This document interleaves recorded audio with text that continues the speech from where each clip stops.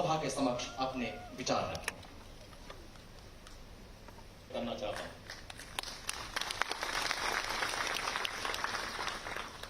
देश की आजादी के 75वें वर्ष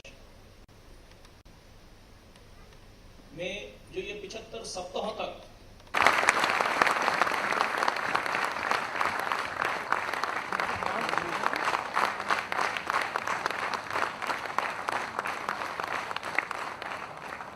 मेजर अशोक सिंह कीर्ति चक्र सेना मेडल। मेजर अशोक कुमार सिंह कीर्ति चक्र सेना मेडल।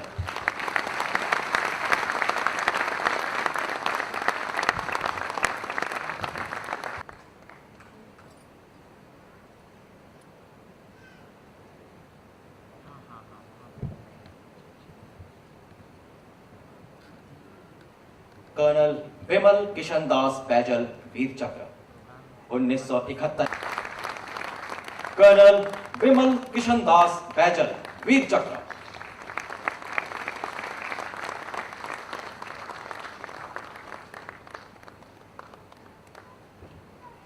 मेजर विष्णु स्वरूप शर्मा वीर चक्र 1971 के। मेजर विष्णु स्वरूप शर्मा वीर चक्र।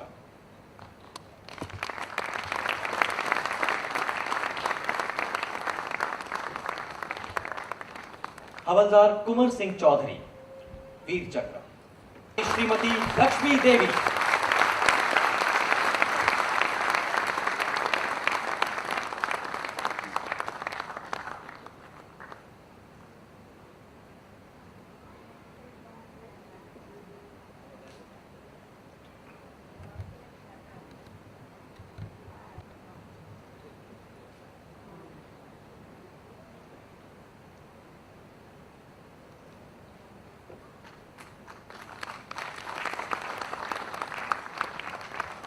नायक वीर नारी श्रीमती चंद्रा देवी।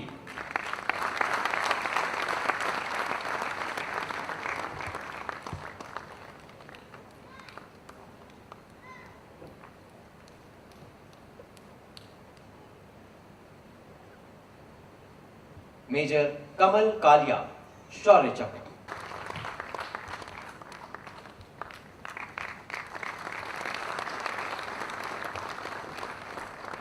मेजर समीर उल इस्लाम शौर्य चक्र। जुलाई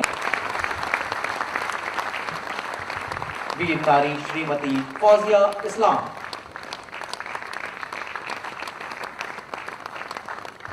लेफ्टिनेंट हरि सिंह बिष्ट शौर्य चक्र।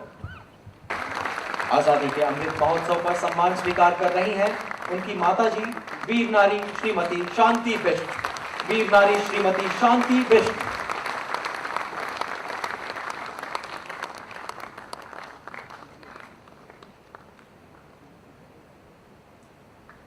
ऑनरी कैप्टन चंचल सिंह शौर्य चक्र। मई 2001 में तत्कालीन हवलदार चंचल सिंह माउंट एवरेस्ट पर चढ़ाई कर रही एक टीम का हिस्सा। ब्रिगेडियर नवीन सिंह वीर चक्र विशिष्ट सेवा मेडल। 2 नंबर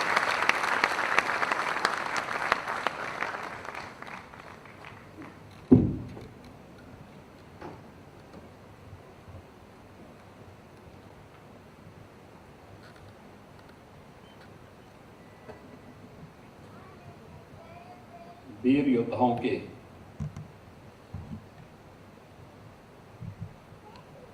सम्मान में आयोजित आज के इस समारोह में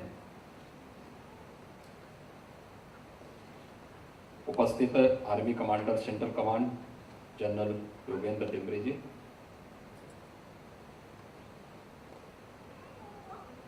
chief of staff central command general Vivek Kashyap ji, Uttar Pradesh शासन में मेरे सहयोगी मंत्री श्री स्वतंत्र देव सिंह जी,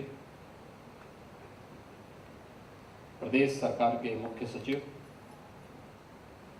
श्री DS मिश्रा जी, अपर मुख्य सचिव गृह श्री उन्नीस अवस्थी जी, अपर मुख्य सचिव सूचना श्री नवनीत सहगल जी, SDMA के वाइस चेयरमैन जनरल शाही जी, आज के इस कार्यक्रम में उपस्थित आर्मी के सभी अधिकारीगण, वीर योद्धाओं के सम्मान में आयोजित आज के इस समारोह में उपस्थित उन सभी हमारे वीर योद्धा और उनके परिवार के सभी सम्मानित सदस्यगण और उपस्थित सभी, यह हम सब का सौभाग्य है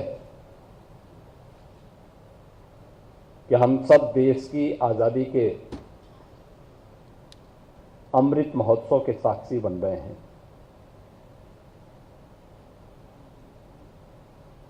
आज से 75 वर्ष पूर्व यह देश पराधीन था। हमारे पास किसी भी प्रकार की स्वाधीनता नहीं थी। अनगिनत बलिदानों के फलस्वरूप 15 अगस्त 1947 को हमारे देश को स्वाधीनता प्राप्त होती है। स्वाधीनता के बाद भारत की सुरक्षा और भारत की एकता और अखंडता को क्षुण्ण बनाए रखने के लिए 1947-48 में, 1962 में, 1971 में, 1999 में 4 युद्धों से इस देश को जूझना पड़ा। तमाम अन्य अवसरों पर भारत के बहादुर जवानों ने भारत की एकता और अखंडता को बनाए रखते हुए भारत को प्राप्त इस स्वाधीनता की रक्षा करने में भी अपना महत्वपूर्ण योगदान दिया। आज़ादी का यह अमृत महोत्सव 75 वर्ष की हमारी इस यात्रा के आत्मावलोकन का एक अवसर हम सबको प्रदान कर रहा है, जिसमें आज़ादी की लड़ाई के दौरान भारत के महान स्वतंत्रता संग्राम सेनानियों और क्रांतिकारियों ने देश की आज़ादी के लिए अपने आप को बलिदान करने में किसी भी प्रकार का संकोच नहीं किया। एक लंबी लड़ाई के बाद जब देश 1947 में आजाद हुआ तो वही प्रेरणा और वही प्रकाश हम सब के लिए स्वतंत्र भारत में एक भारत श्रेष्ठ भारत की इस परिकल्पना को साकार करने के लिए आज अमृत महोत्सव के रूप में प्रधानमंत्री मोदी जी ने हम सबके सामने प्रस्तुत किया है। आपने देखा होगा कि पहली बार यह आयोजन केवल सरकारी आयोजन नहीं है। इस आयोजन के साथ हर भारतीय जुड़ा है, वह गांव में रहता हो, शहर में रहता हो, सरकार का हिस्सा हो या एक सामान्य किसान या श्रमिक हो। हर एक तबके के मन में एक भाव, वह विद्यार्थी हो या फिर समाज जीवन में कार्य करने वाले किसी भी क्षेत्र का कोई व्यक्ति, हर व्यक्ति देश की आजादी के इस अमृत महोत्सव के साथ जुड़ करके अपने आप को गौरवान्वित महसूस करके इस उत्सव को राष्ट्रोत्सव के रूप में आज आयोजित कर रहा है। अनेक प्रकार के कार्यक्रम चल रहे हैं, कहीं तिरंगा यात्राएं चल रही हैं, कहीं पर प्रभात फेरियां निकल रही हैं, कहीं पर शहीद स्मारकों पर राष्ट्र धुन के गीतों को स्कूली बच्चों के द्वारा, कलाकारों के द्वारा, पुलिस के बैंड के द्वारा वहां पर राष्ट्रभक्ति के गीतों की धुन बजाकर के उन्हें श्रद्धांजलि अर्पित करने के कार्यक्रम हो रहे हैं। तो आज से 15 तक चलने वाले हर घर तिरंगा, जो भारत के आन बान और शान का प्रतीक है, यह आजादी के अमृत महोत्सव के साथ पूरे देशवासियों को फिर एकजुट करने की एक नई प्रेरणा प्रदान कर रहा है। मैं इस अवसर पर आप सबको आजादी के अमृत महोत्सव की अग्रिम शुभकामनाएं देता हूं और जिन वीर माताओं को, वीर जवानों को और उन वीर सपूतों के जिन परिवारजनों को आज यहां पे सम्मानित किया गया है, उन सभी का मैं हृदय से अभिनंदन करते हुए भारत माता के उन सभी वीर जवानों के प्रति विनम्र श्रद्धांजलि अर्पित करता हूं जिन्होंने अपने आप को मातृभूमि के लिए समर्पित करते हुए अपना सर्वोच्च बलिदान भारत की सुरक्षा, भारत की संप्रभुता और भारत की अखंडता के लिए दिया है। पिछले 75 वर्षों की यात्रा हम सबको एक नए मंथन के साथ आगामी 25 वर्षों की कार्य योजना के साथ जोड़ने के लिए भी प्रेरणा प्रदान कर रहा है। आज भारत एक नए भारत की रूप बढ़ा है। वैश्विक मंच पर अगर हम भारत की प्रगति को देखते हैं तो वर्तमान में भारत दुनिया की सबसे तेजी के साथ उभरती हुई अर्थव्यवस्था के रूप में दिखाई दे रहा है। आज दुनिया के अंदर एक विश्वास के रूप में भारत को देखा जा रहा है। वैश्विक मंच पर आज भारत अपनी एक नई ओज और तेज के साथ अपनी आभा को बिखेरने के लिए तैयार दिखाई देता है। यह ताकत भारत की, यह भारत की एक सामूहिक ताकत है। उस सामूहिक ताकत जो देश के यशस्वी नेतृत्व में भारत आज दुनिया के अंदर उस रूप में अपने आप को प्रस्तुत कर रहा है। और आज यही भारत जीवन के प्रत्येक क्षेत्र में प्रगति के नए आयाम गढ़ता हुआ भी दिखाई देता है। आज रक्षा क्षेत्र की ही हम बात करें तो भारत आज किसी अन्य देश पर निर्भरता की बजाय आत्मनिर्भर भारत के लक्ष्य को प्राप्त करने की दिशा में अग्रसर हुआ है। ये केवल खाद्यान्न के क्षेत्र में नहीं, यह रक्षा क्षेत्र में भी आत्मनिर्भरता के लक्ष्य को प्राप्त करने की दिशा में भारत के नए कदमों को दिखाता है। ये नया भारत आज दुनिया के सामने एक नए विश्वास का प्रतीक है। जिस नए भारत में भारत के बहादुर जवान, भारत की सुरक्षा, भारत की संप्रभुता और भारत की एकता और अखंडता को तो सुरक्षित और अक्षुण्ण बनाए रखने के लिए तत्पर है ही, लेकिन वैश्विक मंच पर भी शांति की स्थापना के लिए और सुरक्षा के लिए जब कभी भारत का आह्वान हुआ तो भारत के बहादुर जवानों ने उन देशों में जाकर के भी अपने पूर्ण शौर्य और पराक्रम का परिचय देकर के उन देशों में भी एक नई राहत देने का काम किया है। हमारा बहादुर जवान, हर भारतवासी इस बात को मानता है। आज जो भारत की सेना के प्रति और इस यूनिफॉर्म के प्रति इतना सम्मान का भाव है, इसके पीछे कारण है कि हमारा जवान हमेशा देश के बारे में सोचता है, नेशन फर्स्ट की इस थ्योरी के साथ अपने आप को समर्पित करता है और इसके लिए उसे अपने सर्वोच्च बलिदान देने की भी आवश्यकता पड़ती तो उसमें कभी उसने संकोच नहीं किया है। वो बढ़ चढ़ करके हंसते हंसते देश के लिए अपने आप को बलिदान करने में कभी कोई संकोच नहीं किया। जहां भारत की संप्रभुता और देश की आजादी को बनाए रखने में एक बड़ी भूमिका का निर्वहन इन बहादुर जवानों ने किया है, वहीं देश के अंदर शांति काल में विभिन्न आपदाओं में भी सेना के द्वारा किए जाने वाले विभिन्न प्रकार के रचनात्मक कार्यक्रमों के साथ ये अभियान निरंतर जारी रहकर के देश के जनविश्वास को और मजबूती प्रदान की है। ये मजबूती उसी विश्वास का प्रतीक है जब हम लोगों ने अपने कृतित्व के माध्यम से आम जन के मन में एक विश्वास का भाव पैदा किया है कि नहीं, जो भी काम होगा वो देश को ध्यान में रख कर के होगा। हम अगर दुश्मन के लिए जितने सख्त हैं, अपने देश पर आने वाली किसी भी आपदा के दौरान हम उतने ही संवेदनशील हैं। यह विभिन्न आपदाओं के समय आर्मी के द्वारा चलाए जाने वाले विभिन्न प्रकार के ऑपरेशंस और विभिन्न प्रकार के कार्यक्रम उस बात की गवाही हमें हमेशा प्रस्तुत करते हैं। और इसीलिए आज जब यहां पर मुझे सेंट्रल कमांड के द्वारा वीर जवानों को, वीर परिवारों को, वीर माताओं के सम्मान के इस कार्यक्रम के लिए मुझे यहां पर आमंत्रित किया तो मुझे अत्यंत गौरव की अनुभूति हुई कि मुझे भी उनके साथ जुड़ने का एक अवसर प्राप्त होगा। यद्यपि हम लोग अनेक ऐसे अवसरों पर प्रयास करते हैं जहां पर कोई भी इस प्रकार के आयोजन हो जहां पर हम बहादुर परिवारों को, जवानों को सम्मान दे सकें, उन कार्यक्रमों के साथ जुड़ने का एक अवसर हमें प्राप्त होता है और उन कार्यक्रमों के साथ हमारा प्रयास होता है कि ये सभी कार्यक्रमों का हिस्सा बनाए।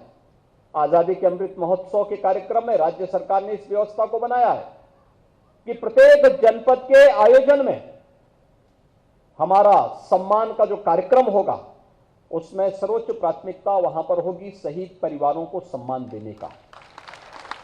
और आपने देखा होगा कि सरकार ने अपने इन कार्यक्रमों का हिस्सा भी बनाया है इसे।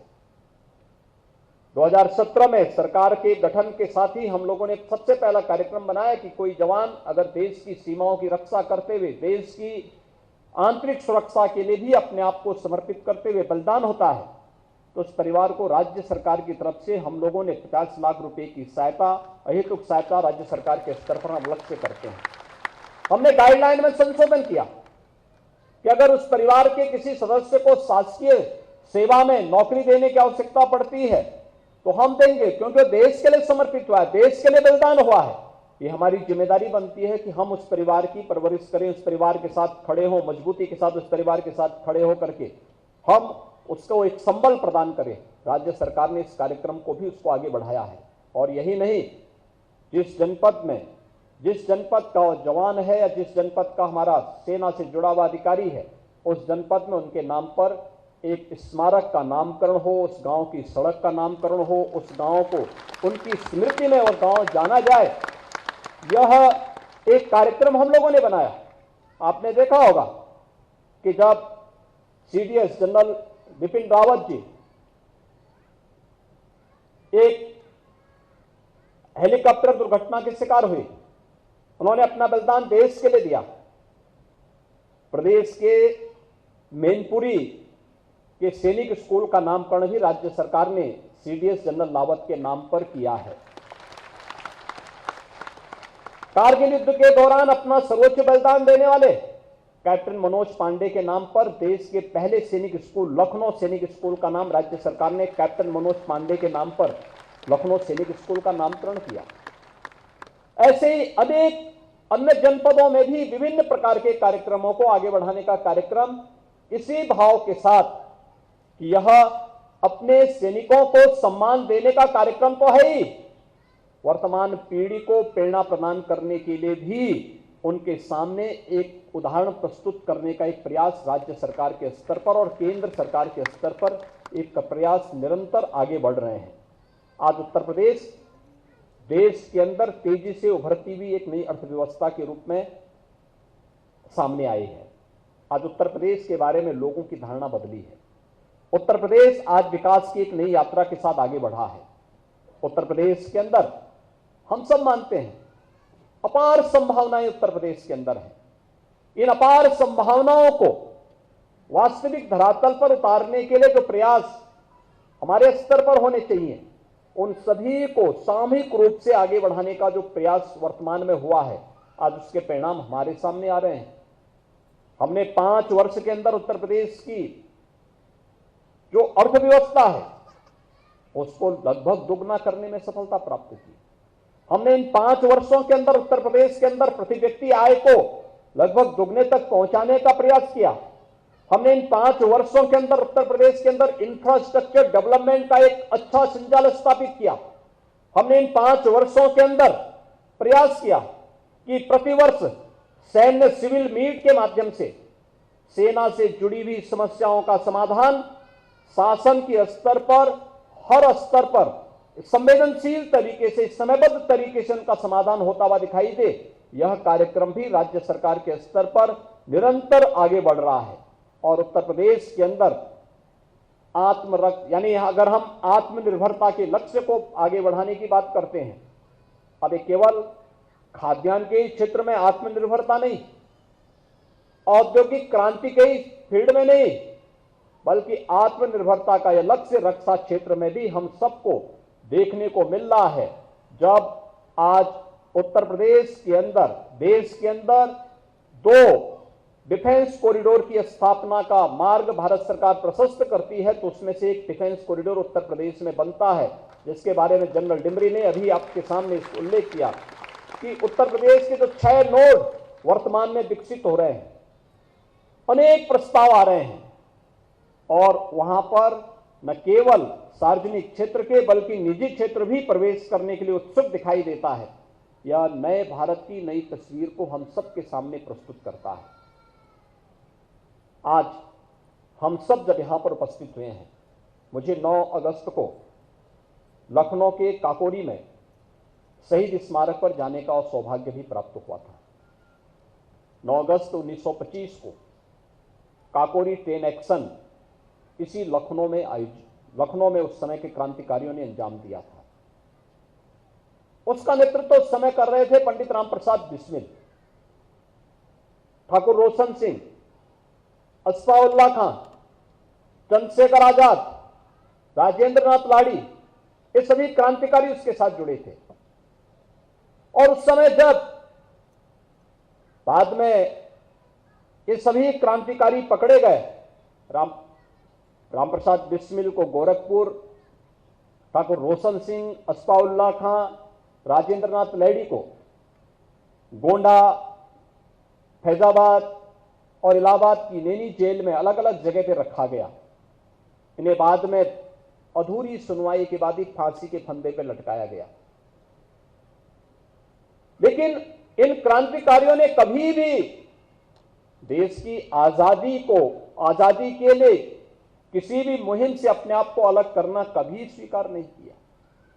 चंद्रशेखर आजाद अपने आप को बलिदान किए थे इलाहाबाद में। आज भी उनके स्मृति में वहां पर चंद्रशेखर आजाद पार्क प्रयागराज में बना हुआ है। गोरखपुर जेल में पंडित राम प्रसाद बिस्मिल को फांसी की सजा सुनाई गई और जब फांसी की सजा के समय उनसे पूछा गया कि आखिरी आपकी इच्छा क्या है, अंतिम इच्छा क्या, फांसी के फंदे पर लटकाने के पहले उनसे पूछा कि आपकी अंतिम इच्छा क्या है। उन्होंने एक ही बात कही और जो मैं हर भारतीय जवान के मुंह से सुनता हूं, उन्होंने एक ही बात कही।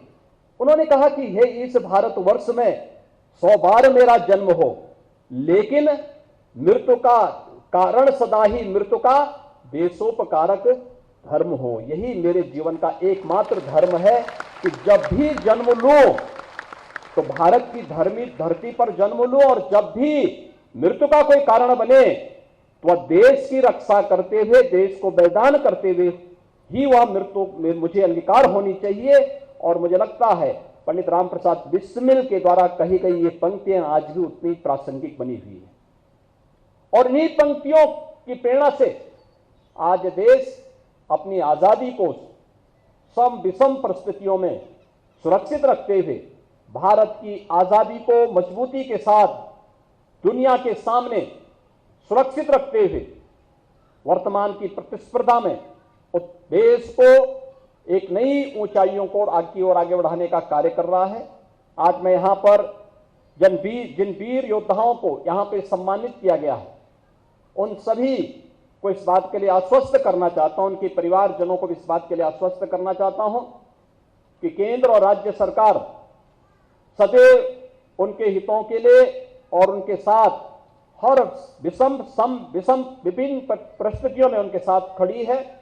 और राज्य सरकार के स्तर पर जिस भी प्रकार के सहयोग की आवश्यकता पड़ेगी, सदैव हम इस बात के लिए तत्पर रहेंगे।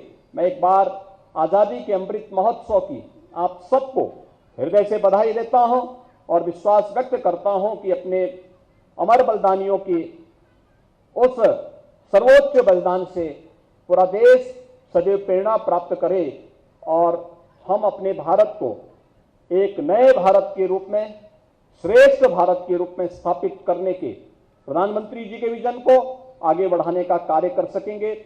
आगामी 25 वर्ष के अमृत काल की उन योजनाओं को जब ये देश अपनी आजादी का शताब्दी वर्ष मना रहा होगा, उस समय कैसा भारत हमें चाहिए, उस समय का भारत कैसा होना चाहिए,